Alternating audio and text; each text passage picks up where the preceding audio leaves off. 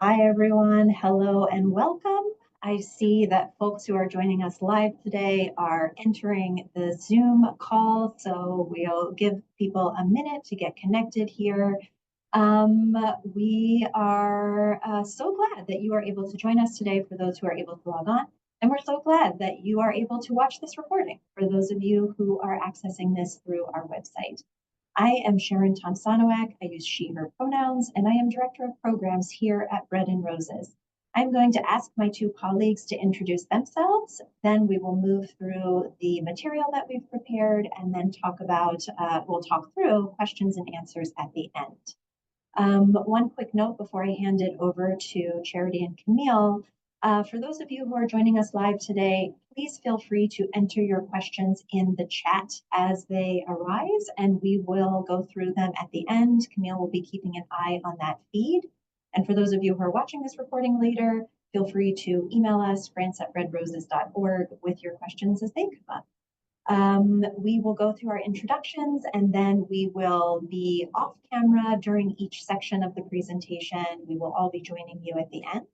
So I will hand it over to Charity, who is next on my screen.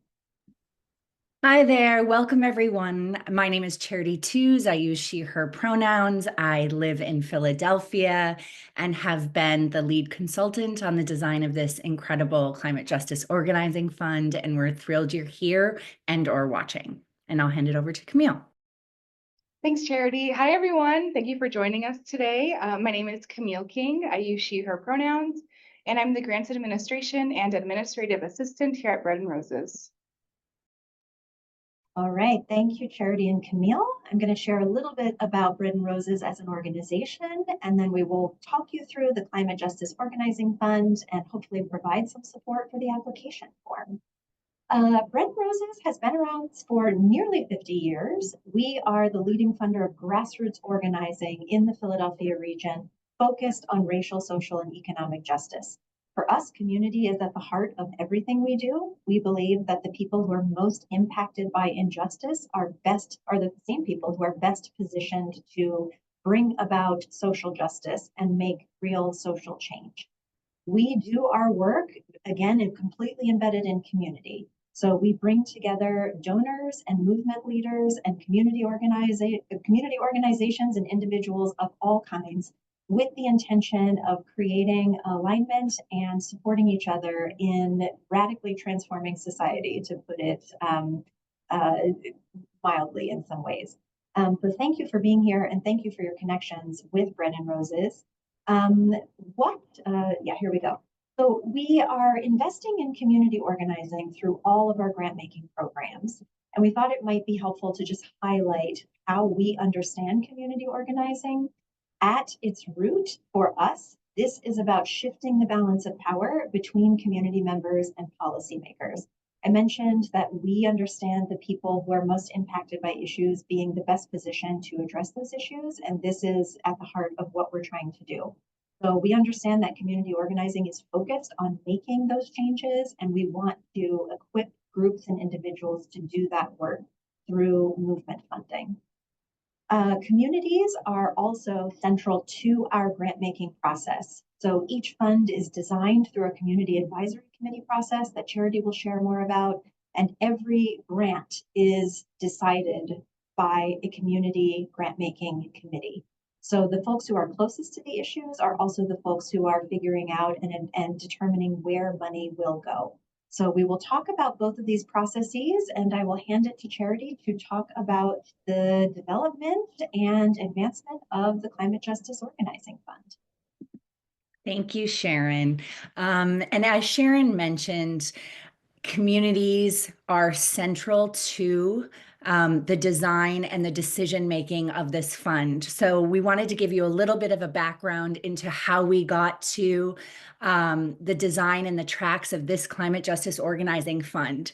So leading to this moment today and the launch of the fund, we facilitated over 40 conversations and interviews with community leaders, advocates, and residents.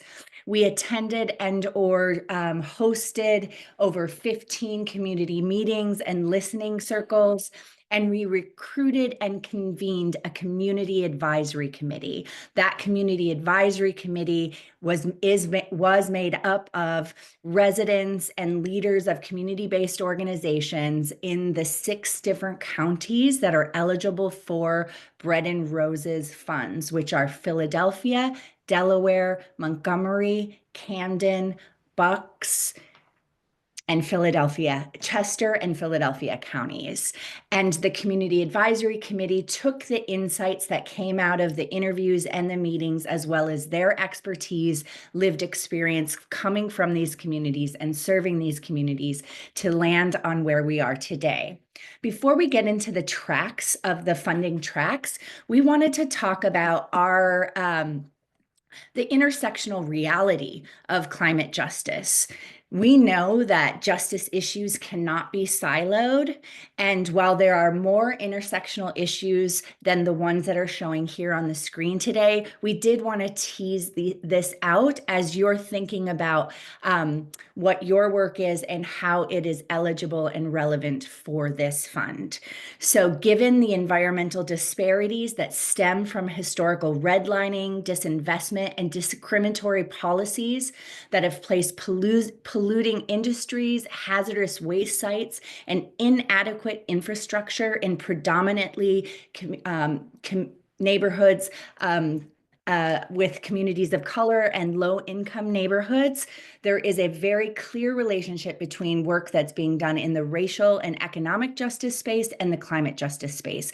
Similarly, extreme weather caused by climate change disrupts food supply chains, leading to higher prices and more food scarcity for communities that lack resources to access healthy food, compounding pre-existing environmental and economic injustice issues. Thus, we are highlighting specifically food security and climate justice. Affordable housing and climate justice cannot be teased apart. Populations most at risk for climate impacts, such as heat islands and flooding and pollutants in water, are the same communities that are experiencing the most significant housing affordability, maintenance, and displacement issues. Climate change disproportionately harms communities facing systemic health disparities that come from environmental racism and environmental injustice, such as pollution, extreme weather, and environmental hazards that increase asthma rates, that increase cancer, that increase a variety of health issues for pregnant people.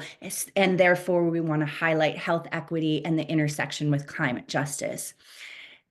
Public transportation is critical in reducing greenhouse gas emissions and improving air quality and promoting climate resilience. However, there's a clear disparity in transit access that disproportionately affects the same communities that are impacted by climate injustice and climate racism. And therefore, we wanted to highlight the connection between climate justice and public transportation. You may be working in other issue areas that you see intersect closely with climate justice, given the history of environmental racism and disparities in redlining. And we would like to encourage you to think about that connection when you're applying. So now we wanted to define climate justice. This definition, again, came from asking individuals that we interviewed and groups and communities that we met with what climate justice was to them, as well as talking with the Community Advisory Committee who finalized the definition of climate justice. Climate justice addresses the inequitable impact of climate change by centering the needs, voices, and leadership of impacted communities in developing climate justice policies, practices, and decisions. By sharing the benefits and burdens, climate justice seeks to rectify systemic and historic inequities rooted in patriarchal, capitalistic, settler, colonial, and white supremacist systems that are at the root of environmental racism and climate injustice. Climate justice integrates human rights, indigenous peoples' rights, racial, gender, and economic justice. It recognizes that those least responsible for climate change and environmental destruction, communities of color, low-income households, rural folks, and Indigenous people, among other vulnerable populations, bear the heaviest burden. We have a deeper definition of climate justice that is located on the Climate Justice Organizing Fund webpage, which is hyperlinked here and will be available to you when we share this presentation following the webinar. So all of that pre-development work that we just talked through led the Community Advisory Committee in landing in a two-track approach to the Climate Justice Organizing Fund. Track 1 is for organizations and community-based leaders that are developing a climate justice organizing strategy or are building the capacity of their organization or community through training. Track 1 grants are $15,000. Track 2 are for applicants that are implementing a climate justice organizing strategy, and those grants are $25,000. So let's dig into the tracks. So track 1, again, this is about capacity building and strategy development and strengthening the infrastructure of organizations. So track 1, applicants can apply for grant funding to support capacity building activities through climate justice organizing training for community-based organizations, community members, coalitions, or other stakeholders. These funds must result in a strengthened capacity to implement a climate justice organizing strategy. Similarly, organizations can apply for Track 1 funding to support the development of a climate justice strategy. Climate justice organizing strategies should leverage Bread and Rose's sample organizing tactics, which Sharon pointed out earlier in the call, and are also hyperlinked here and can be found on the Bread and Rose's site. Some of those activities include facilitating community meetings and listening sessions to unearth community climate justice needs, build relationships with technical experts and policy analysts. And again, the outcome of this activity must lead to a clearly defined climate justice strategy and plan for implementation. Additional examples of what's available under Track 1 funding include hiring a trainer or organization to increase the effectiveness of future organizing activities by training and educating staff, volunteers, youth, or community members in community organizing, online organizing training, climate justice, environmental, or climate change training.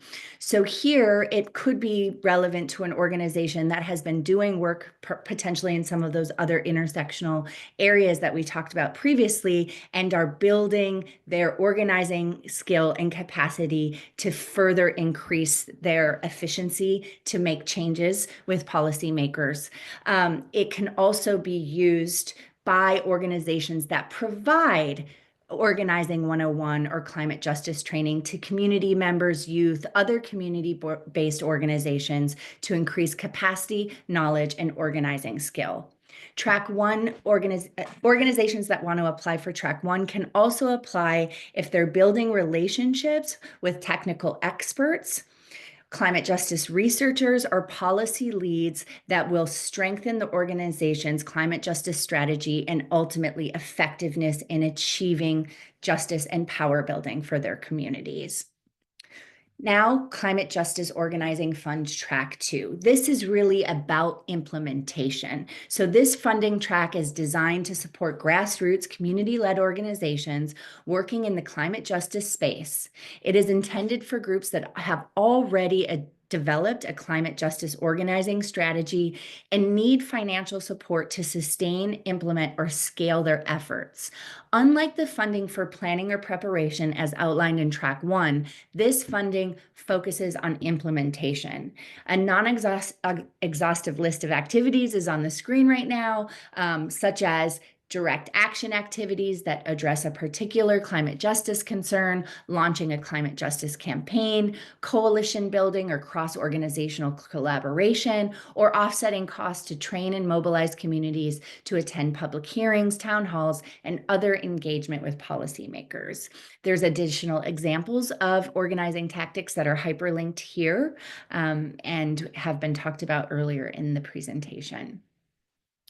Camille, in a few moments, will go in depth about the application process and the basic eligibility, which is also hyperlinked here. That eligibility is across all of Bread and Roses funds.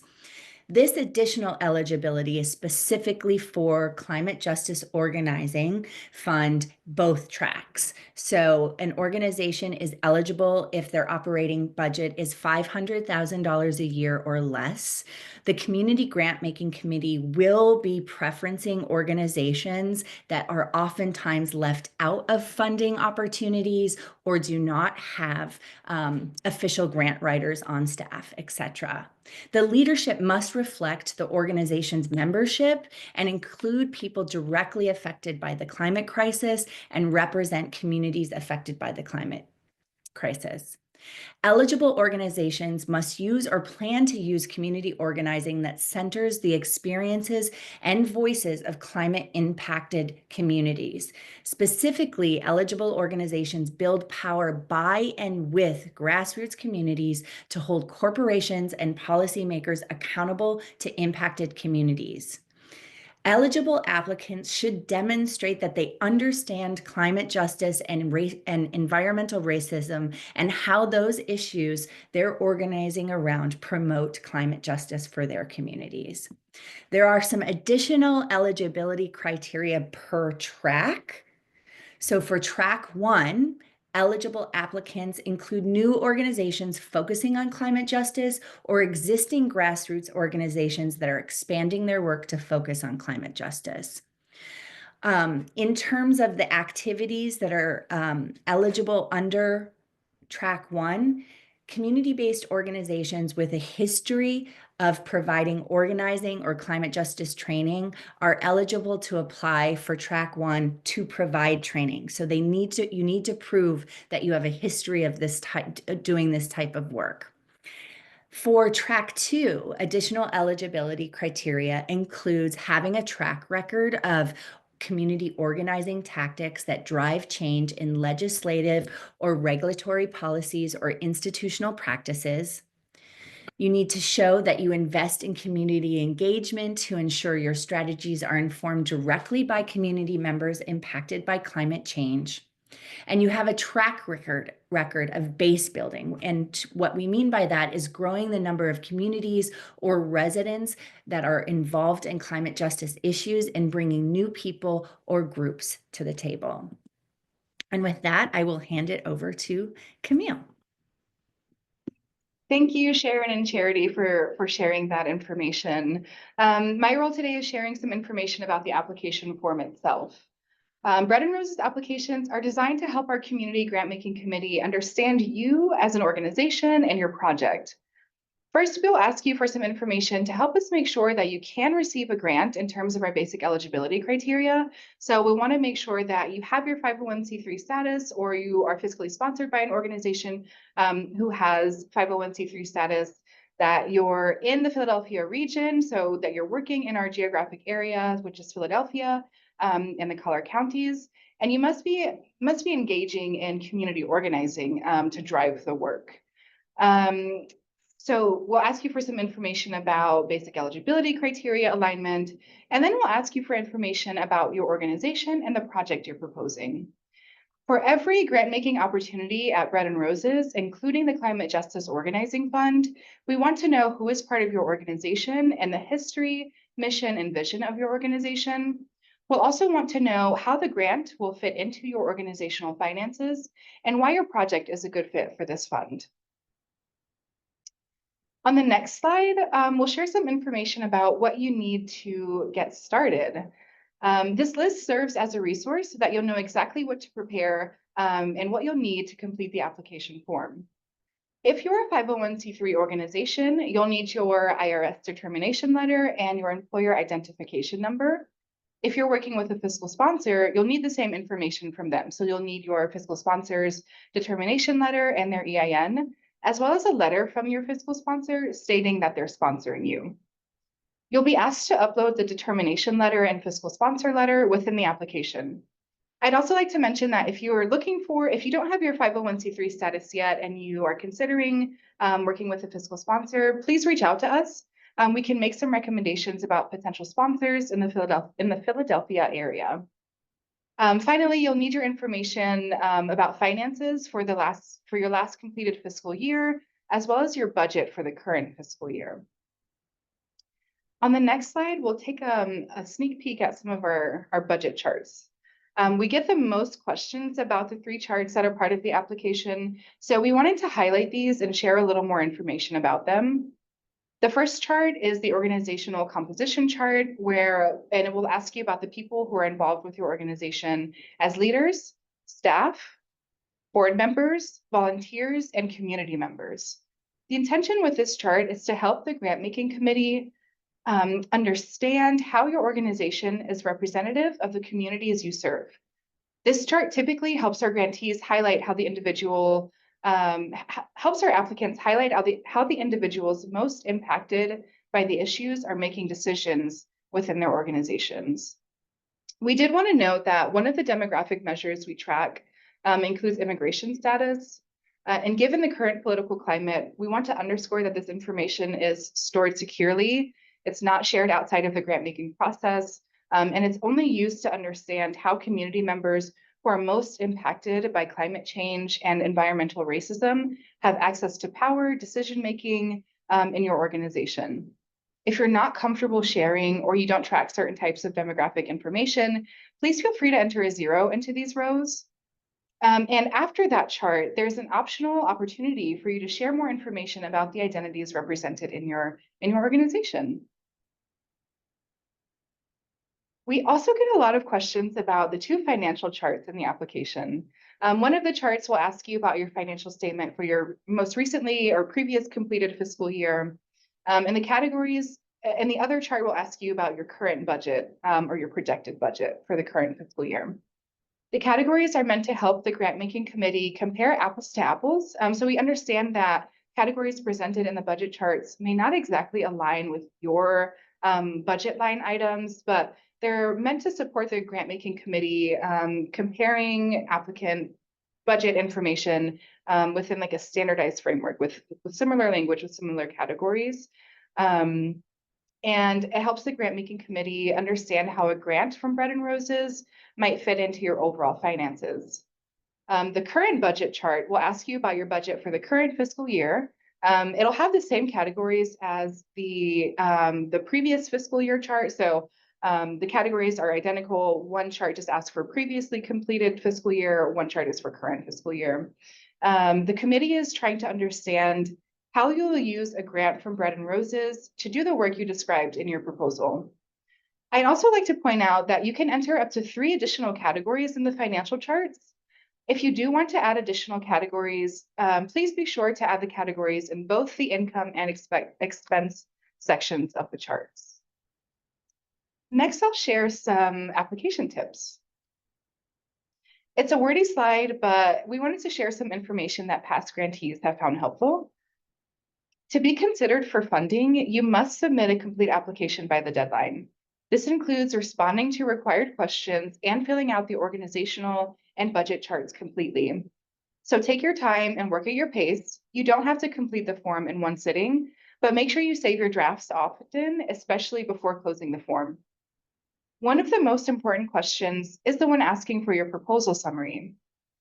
The proposal summary subtext, so there's some questions have smaller gray text below the questions that offer additional context or additional instructions to guide you as you're answering the question. And the subtext for the proposal summary calls your attention to the 150 words limit and encourages you to consider entering the most important content from your application by going through the application, filling out your responses first, and then compiling the key points into your proposal summary. In your proposal summary, you may also consider explicitly stating the intended use of grant funds to offer the reviewers a clear sense of your campaign or strategy. You can use an external text processor to draft your replies so that you don't lose them, so that you have additional records of them. So you could use Word, Google Docs, whatever other text processor you might want to use. And if you do use an external processor, keep track of the word limits, which range from 150 to 500 words throughout the application. And word limits are not intended to feel restrictive or lofty, but they offer some insight to the amount of information you may want to include. Submittable will also show a word count as you type in the form. When filling out the organization composition, financial statement, and budget charts, please enter a 0 where there is a category that does not apply to your organization, or if that is data you do not track. Leaving fields blank in the charts indicates, or throughout the application, but also in the chart, indicates an incomplete application and renders the submission ineligible. As you go through the charts, specifically the financial charts, you should enter only numeric values. Using text and punctuation, including $signs, commas, and periods, which may be counterintuitive, but including punctuation may cause an error in the chart's formula. Of course, throughout this process, if you have any questions or uncertainties, or you feel like you need some additional support, please feel free to reach out to us. We are happy to offer support via phone call, email, or you can schedule a virtual application support meeting. On the next slide, we'll share some information about what the committee is screening for and basing their funding recommendations on. So the Climate Justice Organizing Fund is a community-led grant-making process, and it's important that applications offer as clear a picture as possible so the community grant-making committee can make informed funding decisions. Strong applications clearly demonstrate how community organizing techniques are or will be central to your organization's approach to addressing climate justice issues, and how the members of your community who are most impacted by climate justice issues are leading that community organizing work. In other words, how is your community organizing strategy informed by and uplifting the people bearing the burden of climate change? In demonstrating community organizing techniques you'll employ, we encourage you to be as explicit as possible when detailing your plan to address the climate justice issue you have identified. Some guiding questions as you answer these questions could be, which methods are you using and why? And how have these community organizing techniques been successful in your work in the past? We know that people power catalyzes change and that we must work together to build effective strategy and realize wins.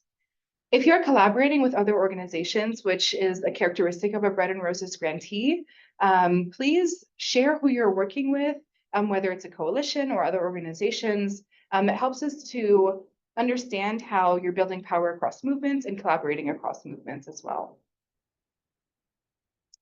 I'll just call out some important dates in the application process. So the application is open for submissions from February 26th through March 26th. And after you submit your complete application by the deadline on March 26th, there are a few internal processes that take place. So first, Bread and Roses staff will screen every proposal for alignment with general and fund-specific eligibility criteria. And I want to emphasize that we as staff are not making funding, we're not making funding decisions. So in this screening process, we're not indicating who is a stronger fit, we're not ranking applications, and again, we're not making decisions. We use the applications as submitted to verify eligibility.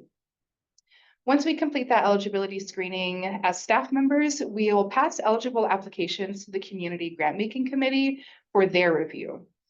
The Community Grant-Making Committee will review applications, host interviews, and then convene for a democratic decision-making process. The Grant-Making Committee's funding recommendations will then go to the Board of Directors for approval at the June board meeting.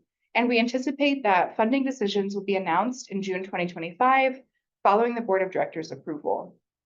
I also want to point out here that if you are selected for funding and you do receive a Climate Justice Organizing Fund grant, a grant report is a requirement that's due 1 year following board approval, and Bread and Roses will provide the template for this report when it's coming due.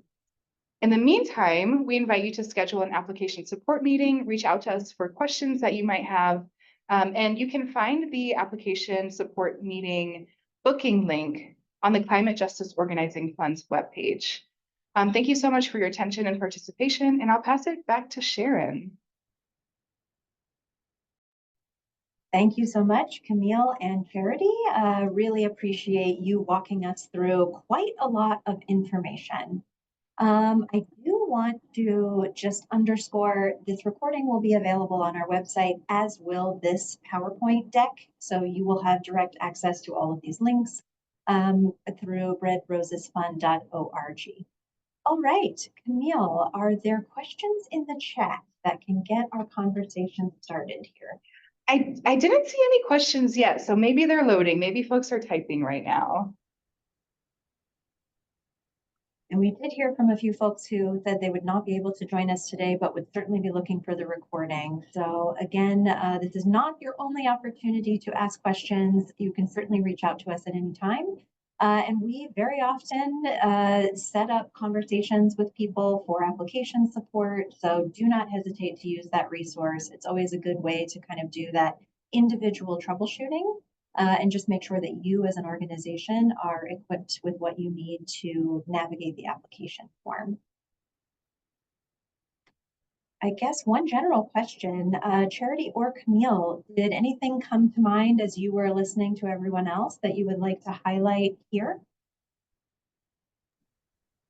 I think what comes to mind for me is that climate justice is an evolving and new framework. And so, as Sharon and Camille both said, we encourage you to reach out to us if you have any questions. Climate justice essentially is underneath environmental justice, and the issues that have come up in environmental justice are then compounded by climate change.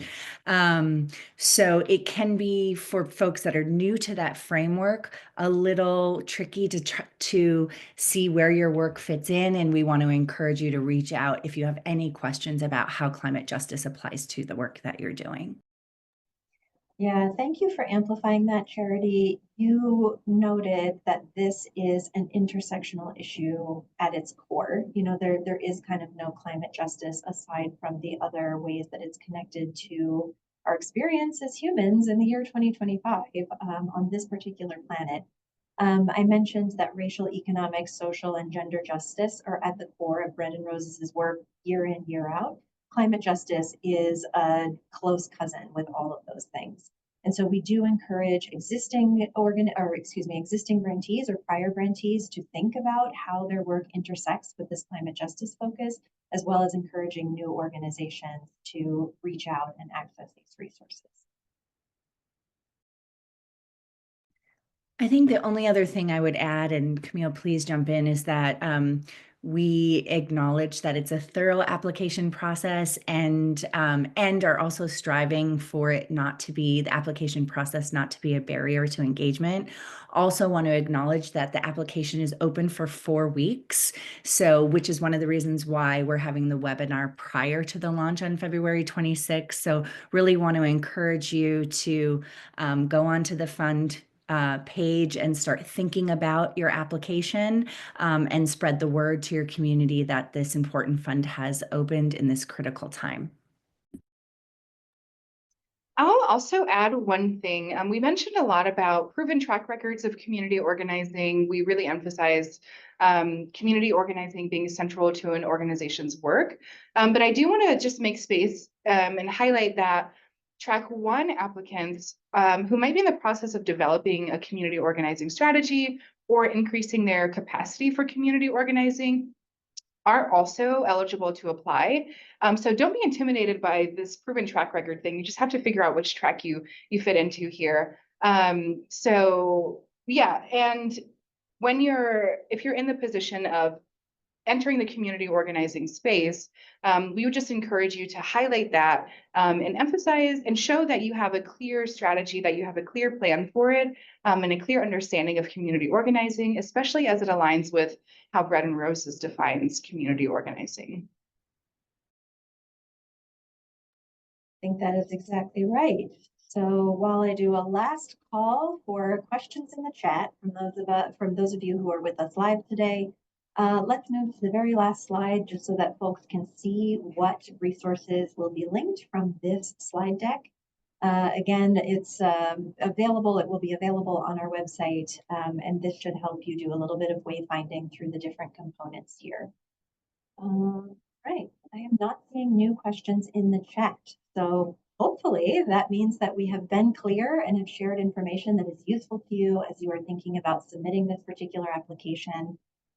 But by all means, this is not the last opportunity to start a conversation or to get your questions answered. So we look forward to connecting with you on an individual level. Please do reach out, and thank you again for engaging with this material, for your interest in the Climate Justice Organizing Fund, and most importantly, for your work in communities to build a better, more just world. Thank you.